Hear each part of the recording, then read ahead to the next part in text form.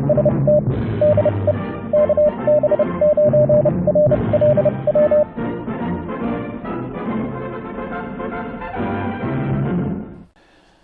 Yuma Ham Fest at the Yuma County Fairgrounds 2020, February 14th and 15th. The fairgrounds were quite large, and there was a big building for the vendor area and a big area where they had the flea market. And as I got there, I panned across the RV area. Lots of people park their RVs right here on the fairgrounds and camp to stay right next to the Ham Fest. Back there in the back is the flea market area, but walking in, I saw a lot of people had set up tables with lots of interesting gear and things to buy and look through. Old radios, new radios, parts, all kinds of stuff as we walked in. Several of the RVers were, vendors that just go hamfest to hamfest and sell things. Back here, though, is the flea market area. Let's walk in there and take a look around. Lots and lots of tables, like you'd expect to see, with lots of goodies and things to browse through. And people wandering around and looking at the flea market before the main building opened up, the vendor area building. So as I walked around, we took a look at the different vendors that were there. And it was an okay area. It was I've seen bigger, but hey, it's nice, a nice ham fest. We walked along and we looked at some of the tables here. Let me finish panning around here so you can see the whole area. Yeah. Lots of ham fests out here in the Southwest are big open air events. I'm used to back east, a lot of ham fests are inside of buildings, probably due to the weather. I mean, it's usually sunny out here, so people are out walking around. We walked along the tables and, looked at all the interesting things. It was fun to browse. And wait, what the heck is that? Was that Pee Wee Herman? Yep, that was Pee Wee Herman. Holy cow. You find everything at a ham fest. And we walked along and we saw some old radios and old equipment and interesting stuff. And parts, of course. There's always parts at ham fests. I mean, if you got old radios, one of the things you might be looking for is tubes, right? Well, there was more than one guy like this that had boxes of tubes. Check this out. First, we'll look at the radios. Yeah, nice old radios. But what if you need tubes for your radios? Well, look down below. Boxes and boxes of tubes. Yeah, there's always all kinds of hard-to-find parts at ham fests.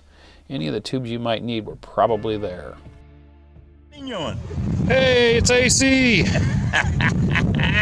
How you doing, man? I'm doing fine. I got my buddy with me. We're at the Yuma Ham Fest 2020, Yuma, Arizona. Yeah, just after Quartz Fest. Yeah. And hi, Mom. AC, I see that guy all over the place down here. He's great. Back at the entrance, they were getting ready to open the doors for the vendor building, and people had lined up and started filing in. Lots and lots of people. The line went way back, so we had to wait a second to get in, try to find a gap to squeeze through. But eventually I got inside and we took a look at the inside of the vendor building. The front half of the building was just full of vendor tables, mostly electronics supply places and smaller businesses. There were a few big names there. I went back to the back and I panned from the back of the building, and you can see that the vendor area, there's a few along the side there, but most of it's just right up front. There's this big area back here with tables, probably for people to snack and eat later, or maybe when they did programs.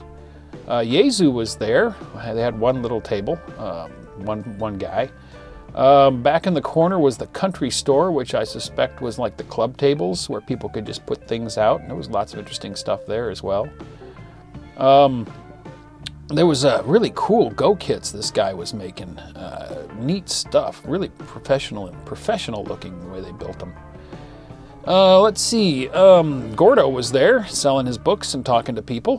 He was set up right next to Ham Radio Outlet's table. And HRO probably had about the biggest presence at the Ham Fest. They had a nice table set up and they were doing business and talking to people and generally having a good time. So yeah, the Yuma Ham Fest, it wasn't huge, but it was a good moderate-sized ham fest, and lots of interesting people there and interesting vehicles parked around, including stuff like this bus. I know this guy.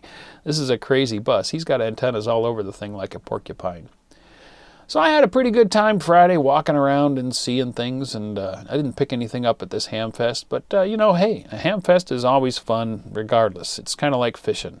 You can never have a bad day fishing, right? Well, you can never have a bad day at a ham fest. So that's a quick look at the Yuma Ham Fest, a little walk around. Hope you found that enjoyable, and we'll see you in the next video. Thanks for watching. If you enjoyed the video, don't forget to give it a thumbs up. Also, if you're not already a subscriber, click to subscribe. Join us on the Facebook channel for discussion about the videos. And if you'd like to help support this channel, please click to support me on my Patreon page.